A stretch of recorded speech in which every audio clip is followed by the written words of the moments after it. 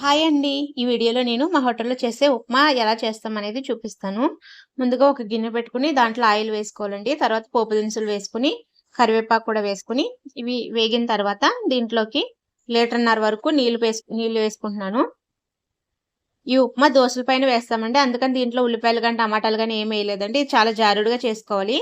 తర్వాత దీంట్లోకి చిటికెడంతా పసుపు, ఇంకా ఒక స్పూన్ వరకు సాల్ట్ వేసుకున్నానండి. సాల్ట్ వేసుకొని ఈ నీళ్ళని బాగా మరగనివ్వాలి. మరిగిన తర్వాత దీంట్లో ఉప్మా రవ్వ వేసుకోవాలండి. నేను లీటర్‌న్నర నీళ్ళకి ఒక గిన్నె తీసుకొని, గిన్నెతోటి ఒక గిన్నె, ఇంకా పావు గిన్నె వేస్తానండి. చూడండి దీనితోటైతే వేసుకుంటాను నేను. నీళ్ళు బాగా మరిగిపోయినాయి కదా! మరిగిపోయిన తర్వాత దీంట్లోకి ఉప్మా రవ్వ వేసుకుంటున్నానండి. ఉప్మా రవ్వ వేసుకుంటూ ఇలా తిప్పుకుంటూ ఉండాలి. ఒక గిన్నె వేసి తర్వాత ఇంకో పావు గిన్నె వరకు వేసుకున్నానండి. సరిపోతది. చూడండి చేసుకున్నప్పుడే ఇది ఇంత పలుచగా ఉండాలండి. లేదంటే తర్వాత గట్టిగా అయిపోతది. ఈ విధంగా ఉంటే సరిపోతుందండి. ఓ 2 నిమిషాల పాటు ఉడకనిచ్చి స్టవ్ ఆఫ్ చేసుకుంటే సరిపోతుందండి. ఉప్మా రెడీ అయిపోతుంది. వీడియో నచ్చితే లైక్ చేయండి.